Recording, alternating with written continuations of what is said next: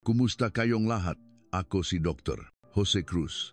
At ngayon ay susuriin natin ang susunod na paksa. Kumain ng mani ng tama, mas mabisang halamang gamot kaysa ginseng para sa kalusugan, puso, utak at timbang.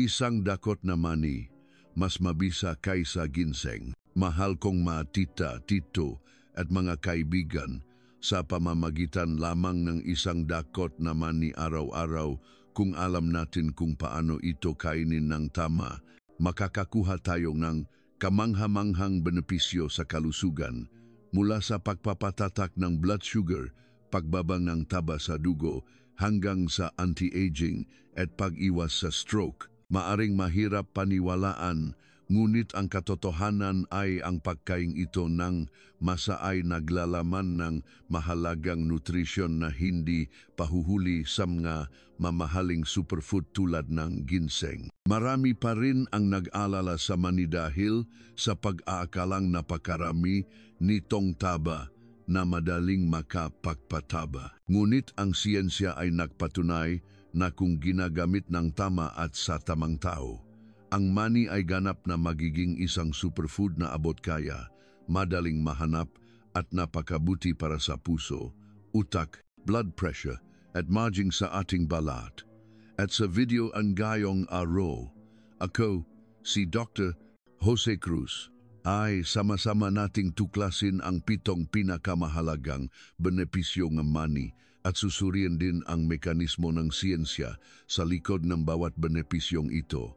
At lalo na, babalaan din ni Dr. Jose ang 6 na grupo ng tao na kailangang mag-ingat upang hindi maging lason ang halamang gamot na ito sa kanilang katawan. Bago tayo dumako sa detalyadong nilalaman, suportahan po ninyo ako, si Dr.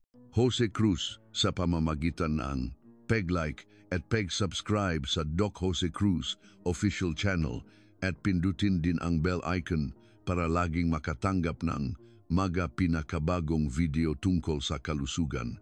Maraming salamat sa inyo. Maliit ang mani, ngunit may malaking kakayahan. Natatanging nutrisyonal na halaga.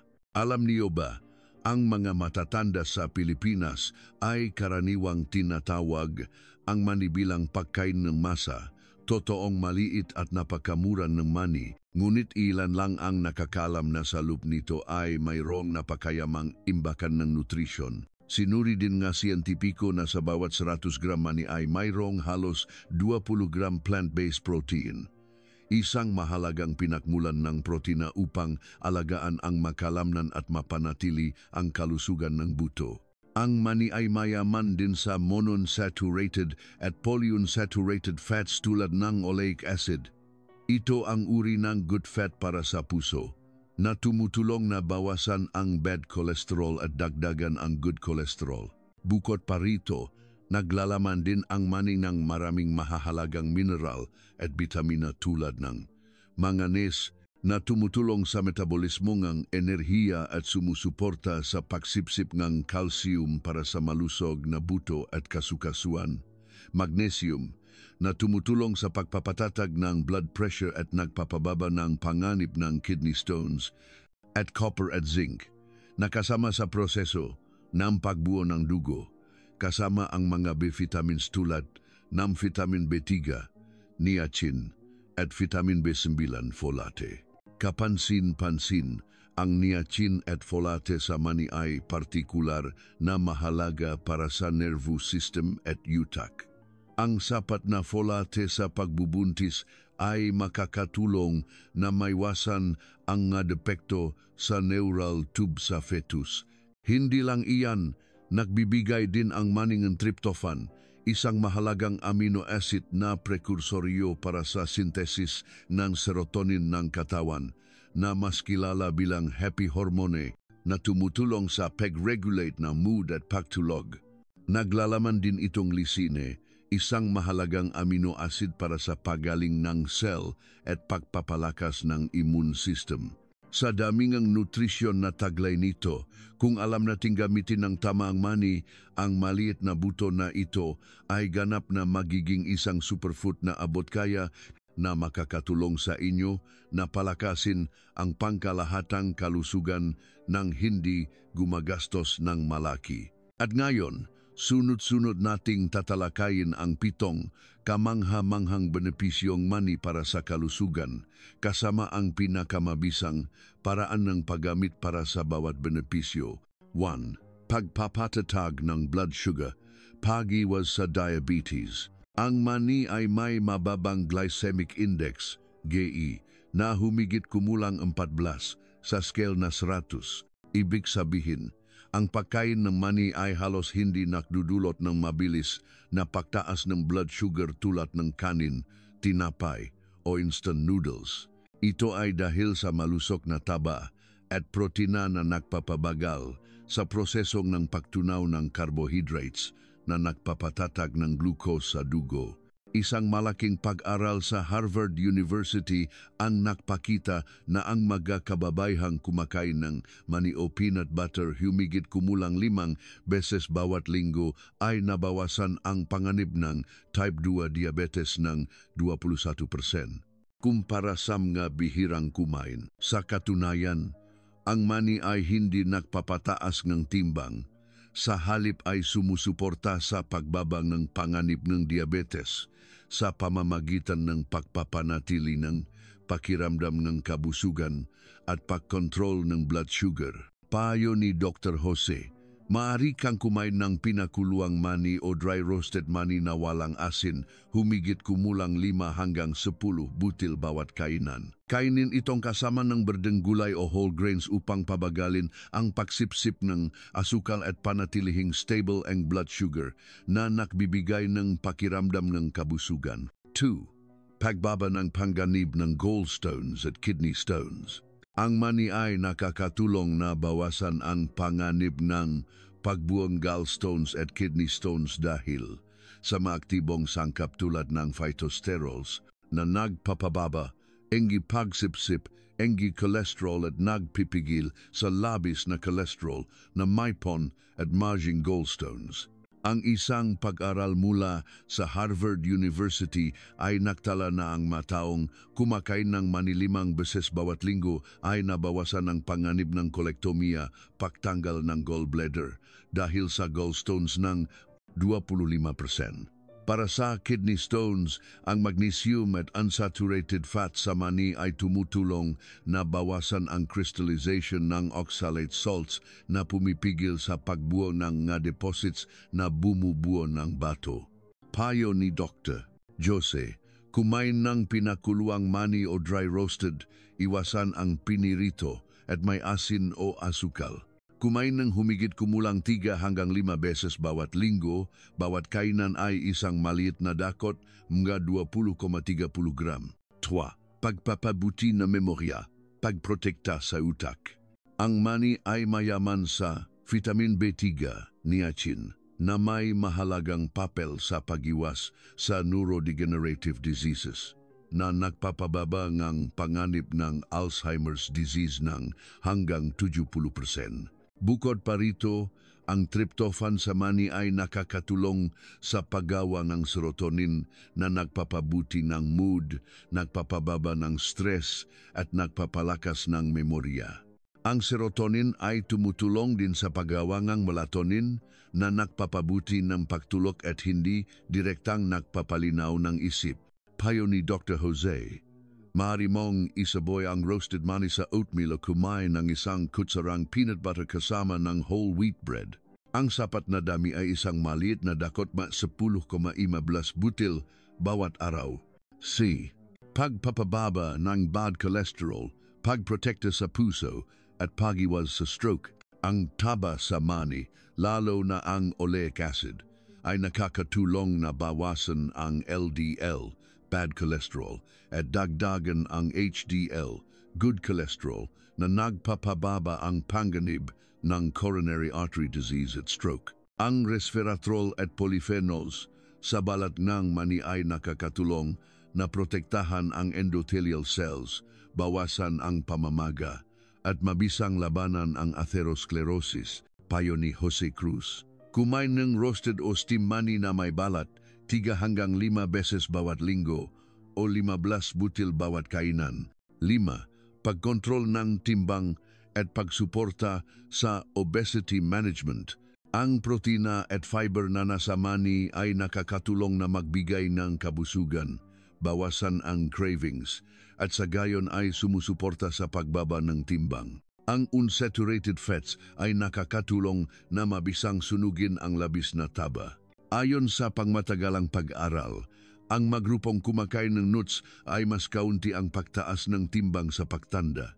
Payo ni Dr. Jose, kumain ngang humigit, kumulang 10 hanggang 15 butil bawat araw. Pinakamainam ay pinakuluang mani o roasted na walang asin upang maiwasan ang mapakaing mayaman sa asukal at asin.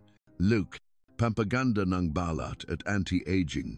Ang polyphenols at resveratrol sa balat ng mani ay may mataas na antioxidant capacity kasing taas ng blueberries at ang vitamin E sa mani ay nakakulong na panatilihing moisturized, labanan ang wrinkles at ang mga micronutrients tulad ng biotin at zinc ay sumusuporta sa pag-regenerate ng balat at buhok. Payo ni Dr. Jose, kumain ng pinakuluang mani araw-araw, kaunti lang sa umaga o hapon, kasama ng maprutas na mayaman sa vitamin C upang madagdagan ang production ng collagen. 7. Magandang tulog at pagbaba ng nerbiyos. Ang tryptophan sa mani ay nakakatulong na dagdagan ang serotonin at melatonin na nagpapabuti ng pagtulog. Ang niacin at magnesium sa mani ay nakakatulong din na i-relax ang nervous system at muscles na nagpapabilis ng pagtulog. Payo ni Dr. Jose, kumain ng pinakuluang mani o dry roasted, humigit, kumulang 5 hanggang 10 butil sa hapon o gabi, hindi bababa sa 2,3 oras bago matulog upang maiwasan ang kabag. Ito ang 7 pangunahing benepisyong mani, isang abot kayang pakain ngunit napakayaman sa nutrisyon na mabuti para sa kalusugan ng mga nasa edad at matatanda. Gayunpaman, kailangang bigyang pansin ang angkop na dami, iwasan ang labis na paggamit upang makamit ang pinakamahusay na epekto. Babala, 6 na grupo ng tao na kailangang limitahan o iwasan ang pagkain ng mani. Ang mabagong sumailalim sa gallbladder surgery. Kung kayo ay bagong tanggal ang gallbladder, kailangan ninyong iwasan ang mapakaing mataas sa taba at isa na rito ang mani.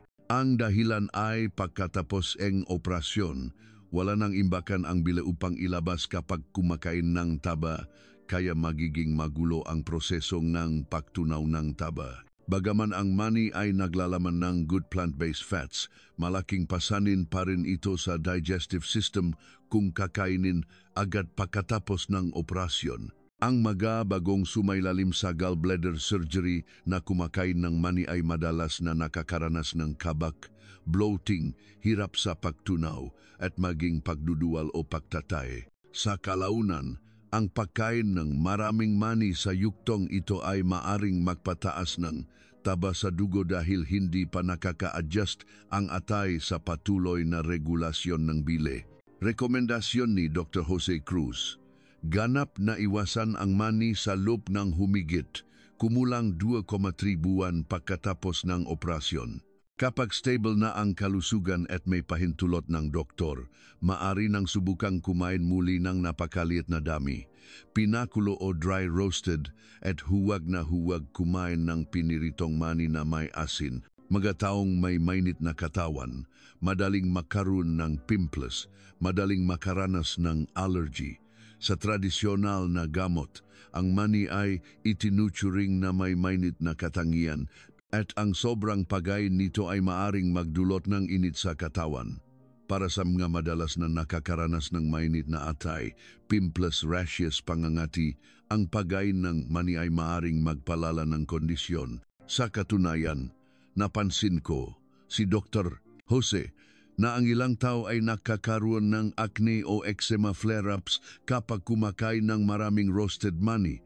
Bukod pa rito, ang allergy sa mani ay isa sa pinakakaraniwan at mapanganib na uri ng allergy sa pagkain. Ang protina sa mani ay maring magdulot ng matinding allergic reaction sa mga sensitibong tao na nagpapakita ng pantal, matinding pangangati sa buong katawan, pamamaga ng mukha, at maging hirap sa pahinga at anaphylactic shock na napakadelikado. Kung ang mani ay hindi naimbak ng mayos at inamag, maglalabas ito ng toxins na madaling magdulot ng pagkalason sa atay at allergic reaction. Rekomendasyon ni Dr. Jose Cruz: kung mayroon kang history ng alergi sa mani o iba pang nuts, huwag na huwag kumain.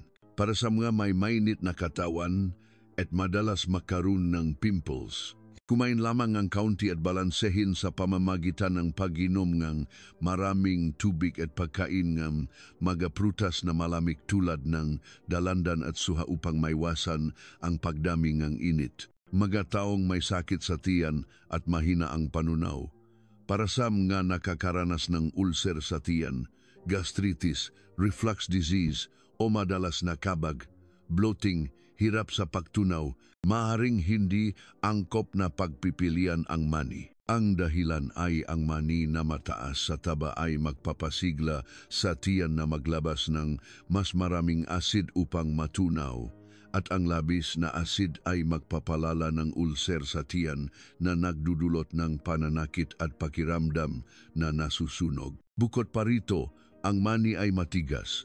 Kung hindi mo nginungiya ng maigi at mabilis kang kumain, ang pirasong mani ay maaring makasira sa lining ng tiyan habang natutunaw. Sa mga taong mahina ang tiyan, ang pagkain ng mani ay madaling magdulot ng heartburn, acid reflux at maging pagduduwal pagkatapos kumain dahil hindi sapat ang bile na nailalabas upang matunaw ang taba.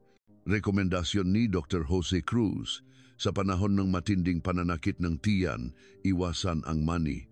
Kapag humupa na ang sakit, kung talagang gustong kumain, subukan ang ilang pinakuluang mani na malambot at tandaan na nguyain ng maigi pagkatapos kumain ng kanin. Sa pangkalahatan, mayroong mas maraming masustansiyang pagkain para sa mga may sakit sa tiyan tulad ng yogurt, saging, kamote, kaya hindi ito dapat unahin. Mga taong may gut.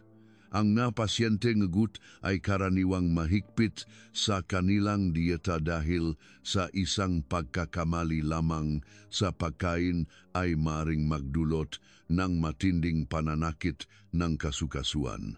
Bagaman ang mani ay hindi gaanong mataas sa purin na tulad ng pulang karne, ito ay mayaman sa taba. Ang taba naman ay nagpapahirap sa atay at kidney na magtrabaho upang malis ang uric acid. Sa makatuwid, ang pagkain ng maraming mani ay maaring magpataas ng uric acid sa dugo at mag-trigger ng acute gout attack, lalo na sa gabi. Ang karaniwang sintomas ay ang pamamaga, pamumula, init at pananakit ng mga kasukasuan ng daliri sa kamay at paa. Sa kalaunan, ang pagdami ng uric crystals ay maaring bumuo ng toffee sa paligid ng kasukasuan na mahirap ibalik sa normal. Rekomendasyon ni Doktor: para sa mga may mainit na katawan at madalas makaroon ng pimples, kumain lamang ang kaunti at balansehin sa pamamagitan ng pag-inom ng maraming tubig at pagkain ng mga prutas na malamig tulad ng dalandan at suha upang maiwasan ang pagdami ng init. Mga taong may sakit sa tiyan at mahina ang panunaw. Para sa mga nakakaranas ng ulcer sa tiyan, gastritis, reflux disease o madalas na kabag, bloating, hirap sa pagtunaw, maaaring hindi angkop na pagpipilian ang mani. Jose Cruz: sa panahon ng acute gout attack, ganap na iwasan ang mani. Kapag stable na ang kondisyon, maaari kang kumain ng napakalit na dami paminsan-minsan, maksimum na 5 butil bawat araw, at pinakulo o steam sa halip na roasted sa mantika. Huwag na huwag kumain ng mani kasama ng alak, beer at pulang karne na ipinagbabawal sa mga pasyente ng gout. Para sa mga pasyenteng may blood sugar na pabago-bago o may komplikasyon sa atay at pancreas, ang pagkain ng maraming mani ay maring magpataas ng taba sa dugo, magpalala ng fatty liver, at labis na mapagod ang pancreas. Lalo na, maraming tao ang may ugaling kumain ng mani na may asin o asukal, tulad ng mani candy, ginataang mani, o roasted mani with salt. Ang mga pagkaing ito ay magpapataas ng blood sugar ng napakabilis pagkatapos kumain.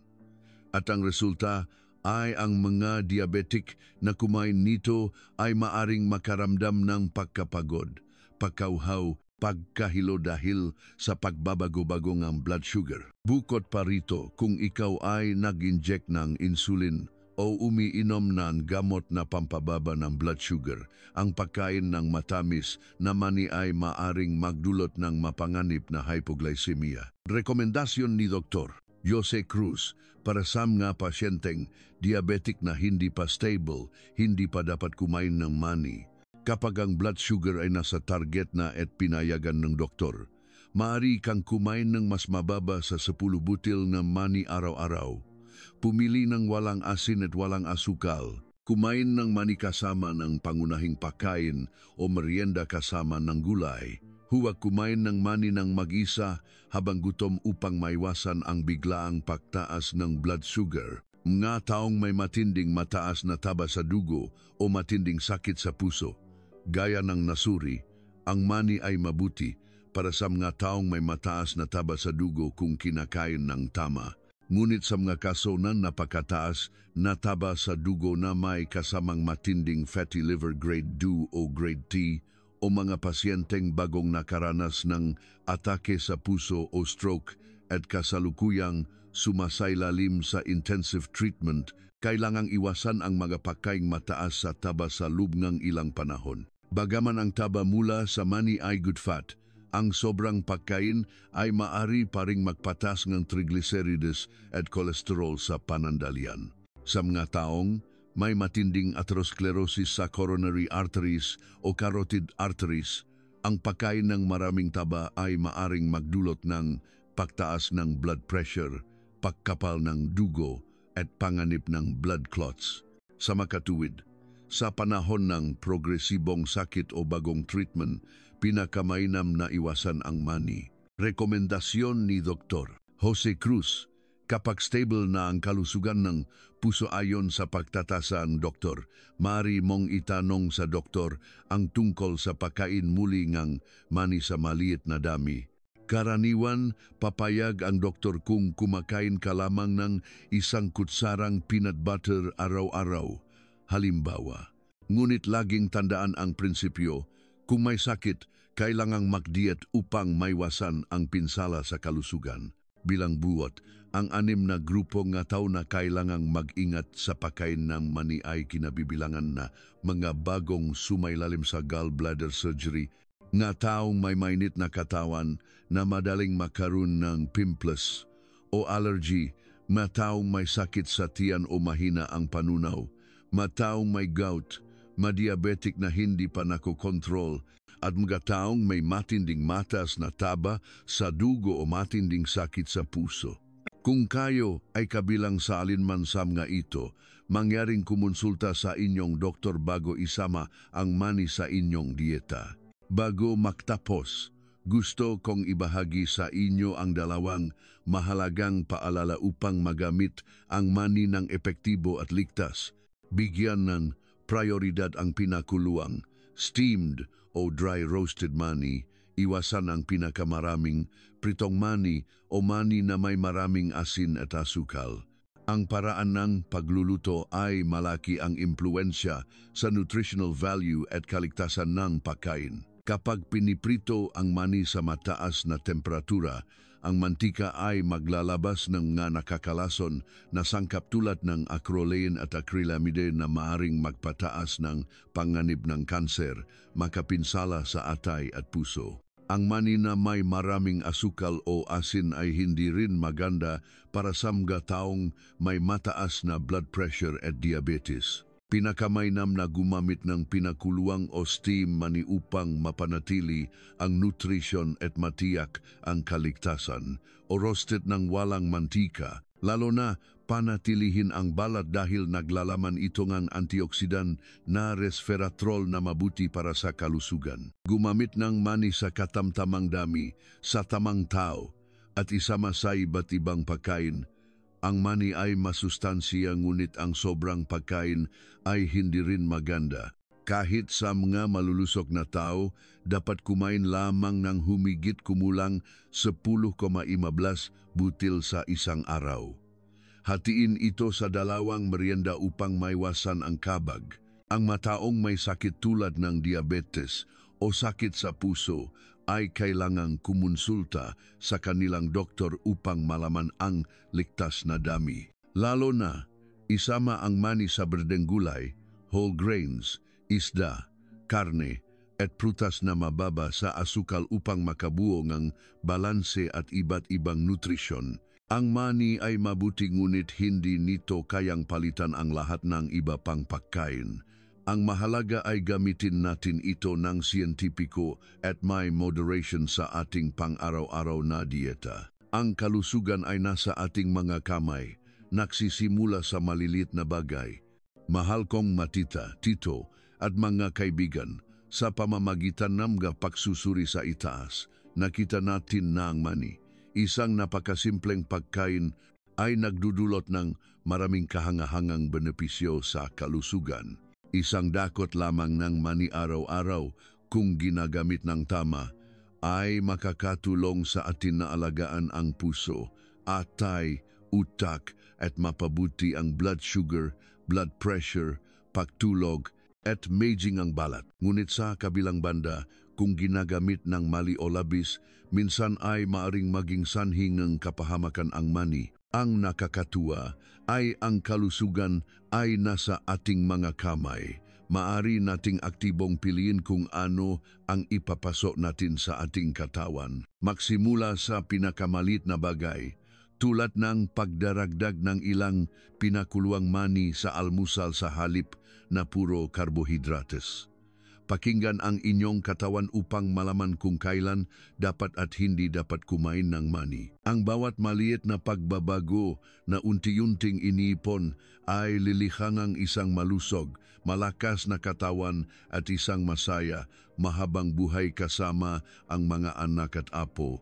Sa huli, ako, si Dr. Jose Cruz, ay nagpapasalamat sa inyo sa pakikinig sa mga ibinahagi ko ngayon. Umasa ako na ang mga kapakipakinabang na kaalamang ito ay may alapat sa inyong pang-araw-araw na pagkain at pamumuhay. At kung nakita ninyong kapakipakinabang ang video na ito, mangyaring i-like, i-subscribe sa channel at ibahagi sa inyong pamilya at mga kaibigan upang lahat ay mamuhay ng malusog, masaya at makabuluhan. Huwag kalimutang mag-iwan ng makomento tungkol sa inyong karanasan sa pagkain ng mani o magtanong kung mayroon pa kayong pagdududa. Sisikapin kong sumagot sa lalong madaling panahon. Hangad ko ang inyong lahat na maraming kalusugan, laging may magandang tulog at isang malakas, bata at malusog na katawan. Muling makita-kita sa susunod na mga video tungkol sa kalusugan sa Doc Jose Cruz Official Channel.